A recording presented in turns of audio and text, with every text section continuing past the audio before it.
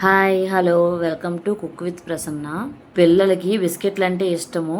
బయట కొనే బిస్కెట్లో షుగర్ మైదా కలిపేస్తున్నారు కాబట్టి బయట బిస్కెట్లు పెట్టాలంటే పేరెంట్స్కి చాలా భయం. అందుకే నేను ఇప్పుడు గోధుమ పిండి బెల్లంతో క్రంచీగా టేస్టీగా హెల్తీ బిస్కెట్లు అయితే చేస్తున్నాను.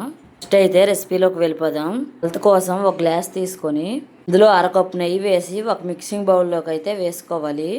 ఆ నెయ్యిని బాగా విస్కర్తో బీట్ చేయాలి. అందులోనే 3/4 గ్లాస్ వరకు బెల్లం పొడి అయితే వేసుకోవాలి. బెల్లం పొడి నెయ్యి బాగా కరిగేంత వరకు విస్క్ చేయాలి. తర్వాత అందులో ఒక గ్లాస్ గోధుమ పిండి, inch of salt, 1/2 teaspoon baking soda, 1-2 tablespoons వరకు కోకో పౌడర్ అయితే వేసుకోవాలి. అలాగే క్రంచీనెస్ కోసం కొంచెం గోధుమ రవ్వ అయితే వేసుకోవాలి.